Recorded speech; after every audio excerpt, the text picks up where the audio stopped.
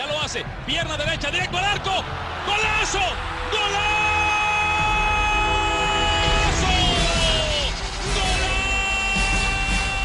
The world of football with a soccer perspective. This is Soccer Today with Duane, Rollins and Kevin Laramee. Live on the Sports Podcasting Network. Good day, good night, and welcome to Soccer Today for Thursday, September 20th, 2018. Joining me on the line, fresh off being sick all week, Duane Rollins. Duane, how you holding up? No, I'm okay. I was pretty bad on Monday. I managed to get to the Campeones Cup last night. I was a little under the weather during it, and I showed up an hour and a half too early because I misread the time on my phone. So I had spent 5 hours at the field yesterday, raring to go. Well, good. That's probably a lot more time than anyone else spent at BMO Field last night, players included. But let's start with the Champions League. Tuesday and Wednesday, the Champions League was back in our life. And before we talk about the scores and the results, it was the first time where it was on DAZN, and I was talking about Tuesday, where I'm looking forward to seeing how DAZN handles the Champions League in Canada, the streaming of it, but most importantly, the coverage, pre-game, post-game, the mid-game or between the games on Tuesday and Wednesday. How was your experience with DAZN this week? You know what? They had some stuff going there. The multi-screen. They had the goal thing, like the sort of red zone they call it, in the NFL package going on there. Thought they did pretty well with that, for considering that this has been essentially thrown together. If you really think about it, they only got these rights less than a year ago, and they're really starting from scratch in a lot of different ways. So I thought they did adequate. But my overriding thought about DAZN after watching really the first full week of it affecting us is that there's still something missing with it not being on TV, and it's not even really their fault. I tweeted out, there's nothing wrong with how they're presenting this, but there's something missing. There's something missing, and we're lacking that communal aspect. And I even noticed it on social media, where normally during a Champions League day, and I was watching the City game yesterday, and you can make fun of me for that in a minute if you like, but I was, and normally I'll get some interaction with it, but it just seemed to me that because it's so hard to find and there's so many different things going on and people are watching different channels and different things, that there just wasn't that same sort of communal aspect that you normally would have gotten when there was, a main game that people were watching, and then sort of the secondary feeds would pop in and out. But there's something missing. And the other thing, too, is that I was, as you said, I was sick earlier this week, so I was doing some work from home yesterday, and I sort of planned my day around being done at 3 o'clock so that I could watch that game. And initially I grabbed everything up, and I was going to start hopping down to the local, and I was going to watch it. Then I got like 3 steps at the door and went, oh, they won't have it. Because really outside of, I'm sure Upper Bob's, which people know in Toronto is the City Bar, they would have done that, but you have to find a specialty bar like that. And I'm thinking ahead to big games, the final particularly, and thinking there's only going to be like 4 bars in all of the city of Toronto that are probably going to play the damn thing. If things don't change, and that means that unless you show up at 8 in the morning, you're not going to experience that, whereas in the past you could just wander into a Boston Pizza, that's a generic sort of Applebee's if you're an American listener, out there and watch the damn thing, right? And that's just not going to exist, and I think we're lacking or losing something from that. But I don't know what the answer is other for them to find a partner, which they seem unwilling to do, or find a bar-specific solution. That is, if there's anyone from DAZN listening, soccer is kind of unique that way. I think you really need to get on that and find a way that this can be still shown in the bars, because that's how you're going to grow that product, and your business model ultimately is to get more eyeballs on it still. And when you're looking at here in Montreal, of course, places like Burgundy Lions did show the games, especially the big ones, Liverpool, PSG. That one was shown, and you do have this aspect that you're talking about, where the interaction that usually soccer fans will do on social media with the game was a little bit dampered. And for me, it was still the realization. We've talked about this months ago when it was announced that DAZN was get the rights. People don't necessarily pay attention all the time. And on Tuesday, Monday night, like, oh, where's the Champions League being broadcast? I don't see it on my guide for my TV. What channel is it on? Dude, it's not on any channel. And we'll see how maybe this decision, or more that bid by DAZN to get the rights, will affect the popularity of this tournament, at least in Canada. It is broadcasted anywhere else in the world, not here in Canada. So we'll see. And it'll be interesting to see if it's made public, the growth of the subscription base of the Zone off of the beginning of the Champions League. So that being said, let's start by talking about results. Let's go to Tuesday. And it started off with a cracker of a game.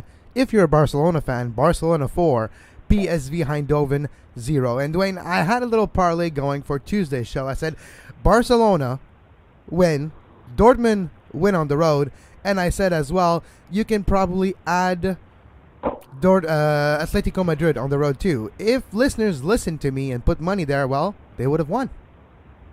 Yeah, that's a tough one to get a three-way parlay. You would have probably walked out with a couple $100 on that. Parlays are what they call soccer bets generally, but it's good when you nail one. Yeah, look, the Barca performance, I think that one is the one that people are going to cue in, particularly the way Messi played, and obviously a lot of the attention over the past little while, and we've been on Ronaldo. He's had such a great form for the last couple of years. We on this show said that maybe it's not 1A, 1B anymore, it's 1-2, and Ronaldo is the one. Then you see Messi put a performance in like that, and well, we'll get to it. The next day, not quite the same performance for the big man, and kind of the opposite, right? So it is, I think, a bit of a marker. I think in a lot of ways, Barcelona has been putting markers down all year so far, and that's something that a lot of people are going to pay attention to. Inter Milan, Tottenham Hotspurs. Tottenham traveling to Milan to the San Siro Stadium and losing 2-1 against Inter. Tough stretch for Tottenham last weekend, and in this game too. Yes, is Inter Milan back, or is Tottenham not up to par? Well, this was a battle of two teams that are, both have their own little issues at times, right? And Inter's kind of a bit spazzy in the same way that I shouldn't use that word. I apologize. A bit neurotic in the way that Spurs can be as well. Is the word we use for them. I actually won some money on this one, by the way, but nonetheless. Inter, are they back? I don't know. I'm going to have to see a sustained performance by them in the league as well, and they haven't really been swearing out or doing anything there that's to write home about so far this year. In terms of this Champions League battle, I kind of looked at the way I watched Spurs play on the weekend, obviously the game against Liverpool, and I was really underwhelmed by what I saw, and it's why I ended up putting, I didn't put a lot on, I put $10 on Inter to win that game, because I just couldn't, the Spurs just doesn't seem like, they had their magic season where, an out-of-the-blue team took away what should have been their first title since the 60s, and just haven't really been able to match that form. And Harry Kane has not really been the same Harry Kane-ness since he got back from the World Cup. And he could just be tired. That's a lot of talk when you listen to the English shows. A lot of talk is, just Kane need a rest, and then they sort of make fun of that and start to get self-depreciating about it. But I don't know, maybe he does, because there does seem to be something missing, a spark. As I said, this was a very underwhelming week for Spurs when you combine the Liverpool game plus this Inter loss, where they did have a lead in that game too. Keep that in mind, and ended up throwing it away. Yeah, they were winning 1-0 at the 84th minute and lost 2-1 at the end of the 90. So yeah, there's that. Dortmund won, Club Brugge 0. That was a lackluster game. Dortmund scored late and got the winner. Porto won on the road to Germany against Schalke 1-1. Atletico Madrid 2, Monaco 1. That was an interesting one. But the big game on Tuesday was, of course, Liverpool at home versus PSG, two giants of their respective league. Yes, Liverpool can be considered a giant with the performance of the last 2 years now in the Premier League. And, of course, PSG might be the best team France has ever seen in the club competition. PSV had the late advantage, and it was a draw, and then Firmino decided to get all 3 points for Liverpool.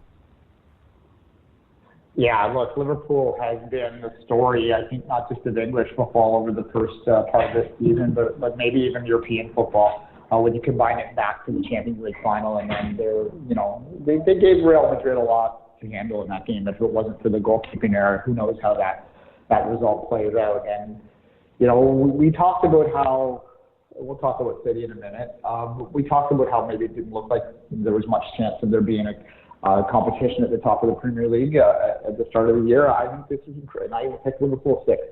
Lots of people that are Liverpool fans like to remind me of that because I wasn't convinced that they could be consistent over the course of 38 games, over the course of even an entire Champions League campaign, even though they did make the final last year. But so far they started this season in a way that makes, increasingly believe more and more. And that was the story of the first part of this week. And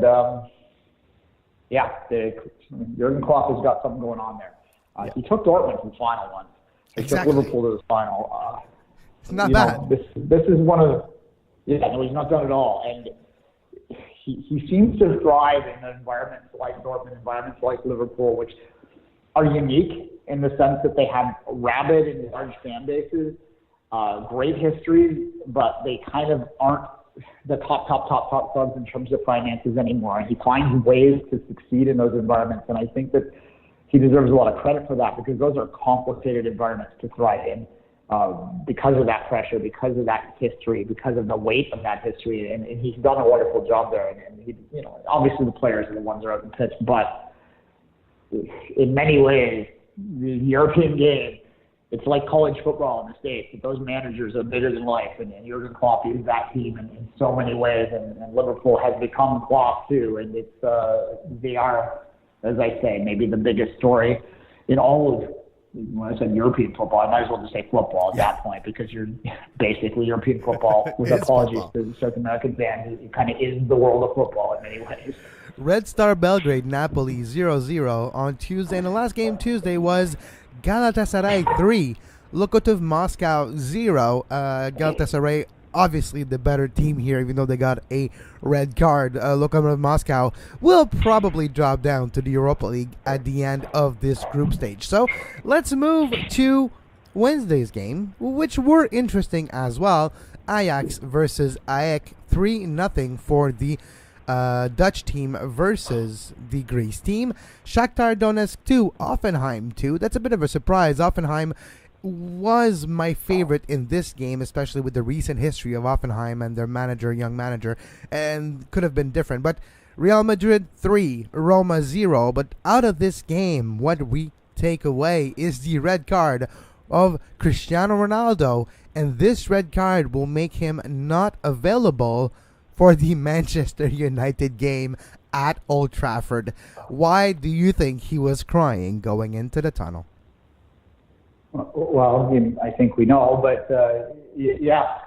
Look, Ronaldo is a player that has had moments like this throughout his career where he's sort of confounded people in terms of what's happening. But look, I think that when you look at the marker that was put down there as well in terms of a team in transition, it's a lot of interesting results there for sure.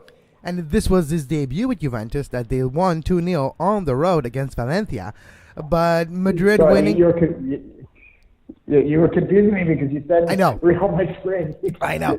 Well, I was trying to work my way around that. For me, it's because it's impressive that Real Madrid got the victory against Roma with no storylines coming out of it, no controversy, and then Ronaldo in his debut in the Champions League for Juventus on the road to Valencia, and he lost his composure. He lost the narrative of this game. Yes, Juventus won 2-0, but he could have cost his team a lot in this one, and he might be impeding his team for the travel of Juventus to Man United. So it's a big dichotomy. Even though both teams did get the win, Juventus comes out of this a bit deflated. Even though he actually scored 2 goals in the weekend in Serie A, this is not the debut Ronaldo wanted for Juventus in the Champions League at all.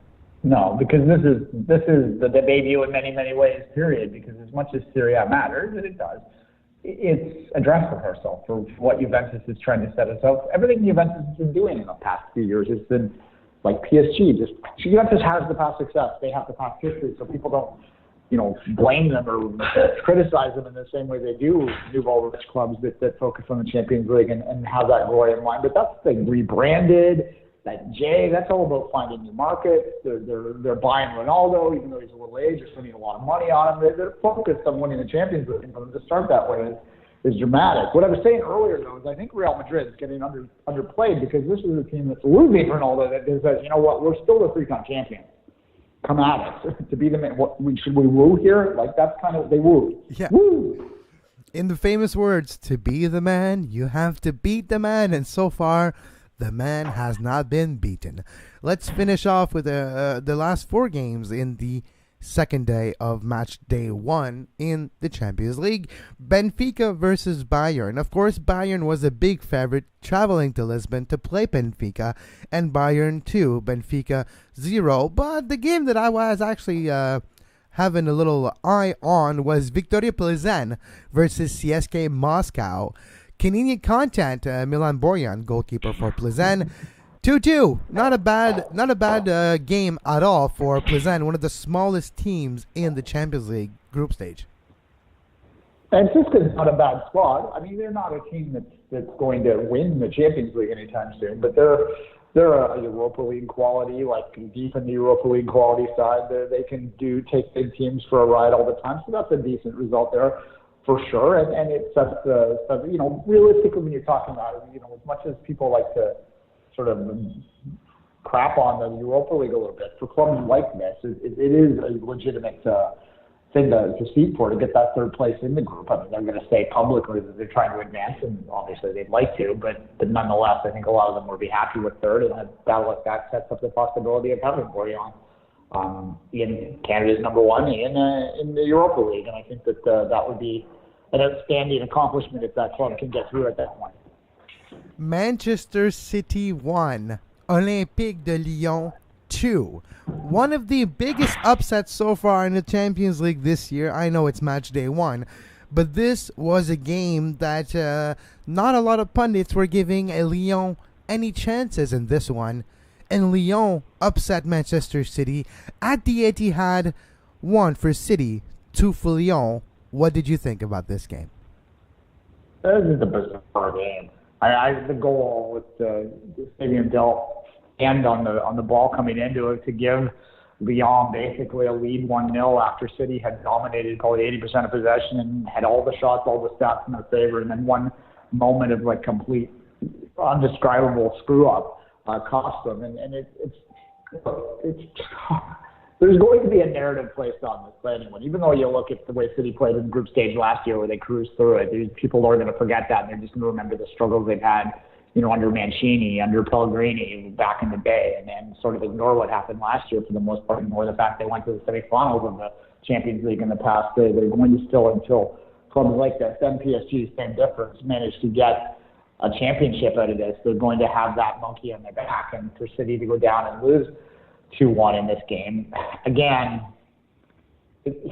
I can say this till I can talk to the cows come home, and no one's going to hear anything until they perform on the field, until they get the results. It doesn't matter that this was just a weird game that they hit the post, they had goals called back, they couldn't break them down until they're late in the second half, and then a couple kind of bizarre scrambled goals of complete mess up, and they lose at home, and that's going to be the storyline until they get it done. But, when you're City, you look at this and you go, okay, this isn't ideal, but they've got to look at that group and believe that they can win on the road in that group, and they still have to think that if they win the next 5 games, they're still going to win the group, and that's got to be the goal. I mean, it's not ideal for them, though, especially when their crosstown rivals win, even though they weren't up against quite the same level of competition, I think. Yeah, but it's not a good day to be blue in Manchester, likely, right now. And in the last game of the day, a game of men versus boys, Manchester United 3, Young Boys 0. Yep, that was a good game for Jose Mourinho and his players. 3-0 on the road in Switzerland versus Young Boys. Yes, Young Boys will probably finish either last or third in their groups and probably will head down to either home or Europa League. But for Manchester United, a team that needs good results to find their footing, or maybe Mourinho needs it to find his footing. We all saw the footage from last week. This could be a big result in the Champions League for United. Yeah, a lot of people were calling it a banana peel game heading in. And I think that was largely based on the fact that United has famously lost in Switzerland a couple times in recent memory. But Young Boys, aren't the same quality that they faced in the past. I think this is clearly one of the weakest teams in the entire group stage format right there this year, and I suspect that they won't be there long. But it's a good result for them. It's a good week for them. They went into that game on the weekend in Watford, where Watford was 4-0 headed in. That's a little bit inflated, likely, but they were still 4-0 headed in. United famously had been struggling. We were talking just a week and a half ago about the possibility of Mourinho being fired, and they ended up getting to win on the trot, and suddenly things are looking a lot better for Jose Mourinho, and we're not going to be speculating whether he's going to be searching for jobs in MLS or something next year. So I still don't think he's completely safe, but nonetheless, it was a good week. As I said, it's not a great day to be blue in Manchester. It's probably a better day to be red in Manchester than it has been for a while because of the results over the past week or so. Yep, exactly. This was our Champions League review for match day number 1 in the Champions League. We'll take a quick break. When we come back, we'll talk about the Campeones Cup. You are listening to Soccer Today. Follow us on Twitter at Soccer Today SPN and like our Facebook page, facebook.com/Sports Podcasting Network. You can find the podcast version of all the shows we do on iTunes, Apple Podcast, Google Play Store, TuneIn Radio, iHeartRadio, and anywhere you get your podcast. You can follow us on social media as well. Duane Rollins at 24th Minute and myself at Kev Laramee. Last night at BMO Field, historical night for the first time. Did you get my sarcasm here? For the first time ever, the champion of Liga MX versus the champion of MLS Cup were battling each other to see which league is better. And as anticipated, Liga MX was better. Yeah, historic. I've never been in a press box with grumpier reporters than I have been in a long time at Beautiful because, not only was it not particularly historic, but it was so late. The pregame show was so over the top. Kind of, yeah, oh my God. They had, I was there really. Sorry, go ahead, Kevin. I was going to say, you had the trophy there. You had the 2 flags. You had the trophy, just the trophy itself. You have the 2 leagues crest on it, and you had the TFC crest, the Tigres crest, and you had like the Tigres jersey, the TFC jersey, fireworks. Yeah, this was a bit overhyped. I would guess, no hyperbole, that they spent between $10,000 and $20,000 on that 10-minute pregame show. Because between the fireworks, between those 2 large jerseys they made, the 2 other league banners they made, paying the anthem singers, yeah, it was not a cheap night. D-Row came out wearing some weird shirt that went to his ankle. It was just an odd night. And TFC, look, I thought TFC played okay for the first 40 minutes or so until Javinko was pulled off with quote-unquote cramps. But once he was off, they lost their bite, and Tigres got back, sort of were able to go in the front foot a little bit more and sort of dominate the second half. But TFC didn't have anything going forward in the second half, and I don't think they really cared. It was hard to hide that. In the post-game comments, Greg Vandy said, look, we decided that they had internal discussions about the game, but they decided that if they were going to play the game, I'm paraphrasing it, if they're going to play the game, they might as well play it right, is what he said. So they did start what would have been 90% of their best lineup possible. Well, they only had one. They told Javinko, I was going to say, Duane, they only had one change in the starting 11 versus the last game they played in the league, and that was Jay Chapman starting. Yeah, I mean, Vasquez was ready. Vasquez, he said that. He was asked fluently in the postgame, could Vasquez have played tonight? And he went, yes, we kept him out with the weekend in mind. And they pulled Javinko in the 48th minute for quote-unquote cramps. As I said, I keep saying quote-unquote because even when he was asked, give me an update on Javinko's injury in the postgame, he went, well, I don't really have much of an update. He's doing his normal postgame routine. Yeah, they just took him off. Like, because the league, they probably had internal discussions with the league and said, we'll start him and we'll play him for 40 minutes. Oh, the league itself, Duane, did put pressure on both clubs. So Liga MX put pressure on Tigres, and MLS put pressure on Toronto FC to have strong lineups in this game and not consider it a gala game or an exhibition game, but more consider it as a final. But it's difficult to consider it a final when it's a bit of a dead rubber when you think about it. The timing of it sucks. If you're a team battling for hopes in the playoff race, not even battling for a playoff spot, you're battling to keep the hope alive in the playoff race. And if you're Tigres, you're just getting ready, and it's not necessarily the good timing for them as well. So because of that reason, two clubs that probably didn't want to play their A lineup had to. Yeah, and Vargas was told before the game was over too, from Tigres' perspective. It was, and I thought the way Tigres played in the first half too was a little bit of cat and mouse. So they were happy to sit back and absorb, but they figured they could probably take advantage of them on the break, and they did. That was. From a game perspective, putting all that aside, I thought that one thing that it really did demonstrate was just how vulnerable TFC is in the middle of the back. They were forced to play Michael Bradley back there again, just like they were in the CCL. They were successful in the CCL just because of the intensity he was able to take over from that. In this game, the first goal, it's not Bradley's fault. It's a combination of factors. Bradley gets beat on the pace because he's not a guy that has a ton of pace to take on a fast forward like that. And he's not a center half by trade, so he doesn't really have the tricks of the trade in his pocket to do that.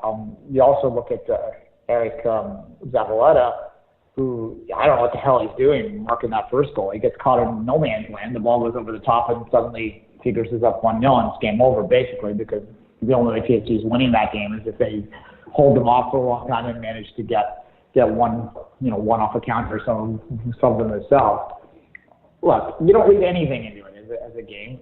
TFC can't afford. I don't think they should. It would be dishonest of them to the fans. It would be wrong for them to just punt completely until that percentage to make the playoffs, as bleak as it is zero. They need to go out and try and win on Saturday for sure. And if they do, hell, it went from 1% to 4% with the results last week. So maybe it'll go to 8% with the results this week, and you never know if they keep winning. But yeah, they need to focus on the league, and Josie coming off in the 58. That if there was any question about what their intention was, it was done at that point. And once you have Josie off there, it's unfortunate though. I do think, and I didn't. Honestly, I enjoyed watching the game while I was watching it, and I was thinking about the timing. And I'm not opposed to a game like this. It's a Super Cup, but you've got to present it exactly what it is. It's a Gala Super Cup. And I was thinking that you play it during the All-Star week.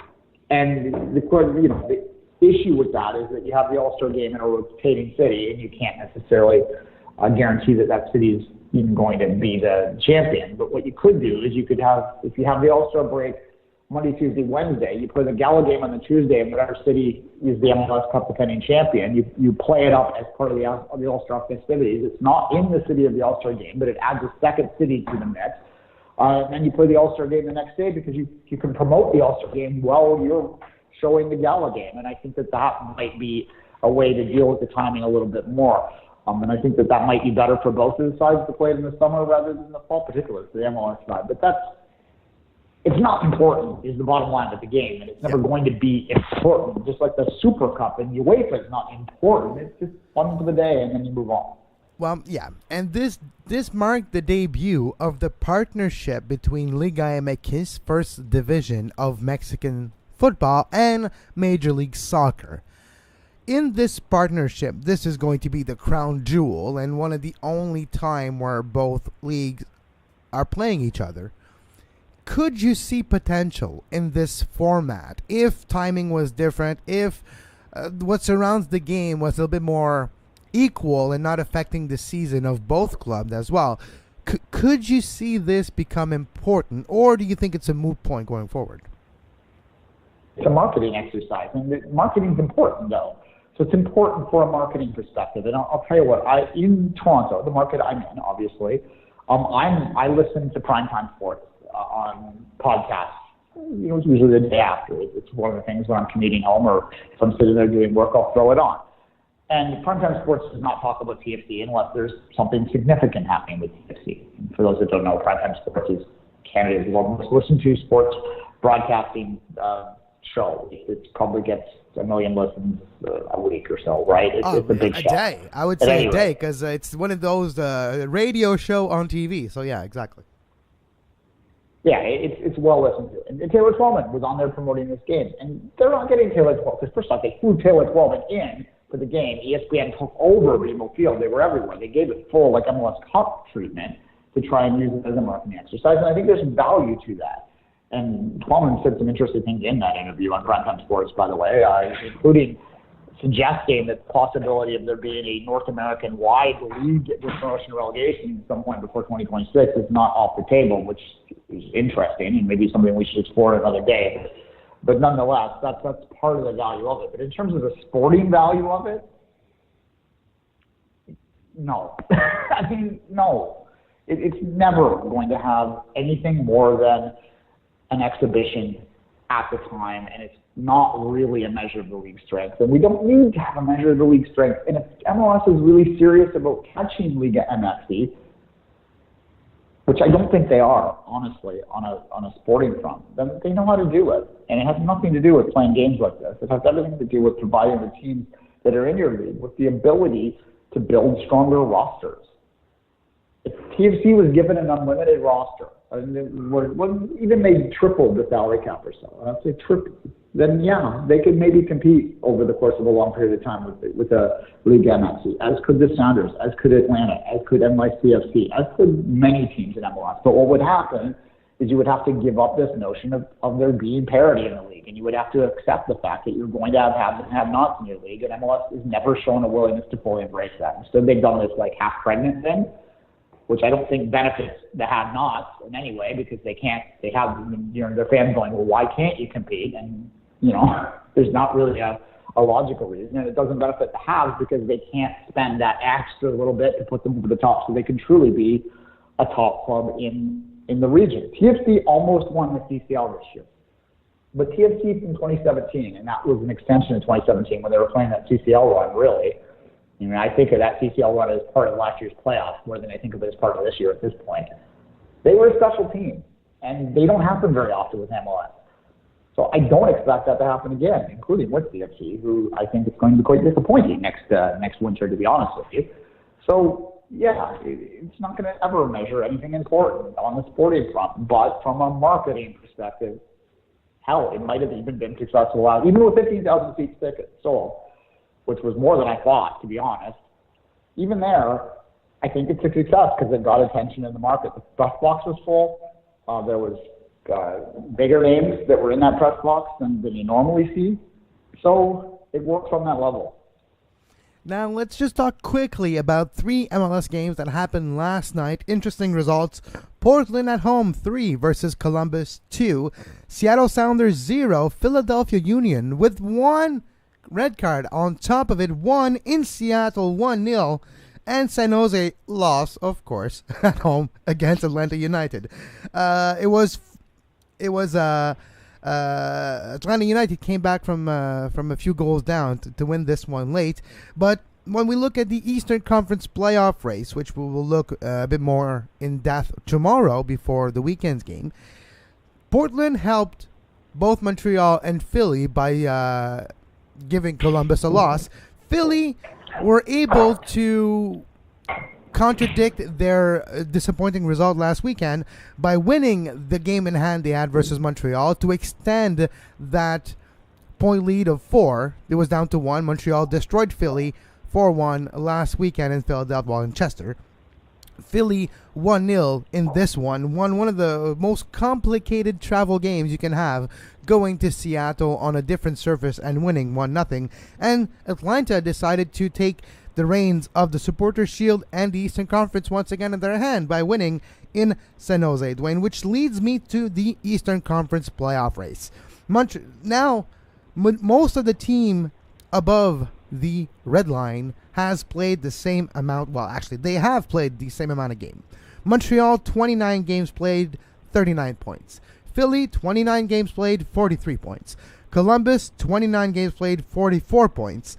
Behind Montreal, though, you have DC United with 1 game remaining in hand and they have 35 points.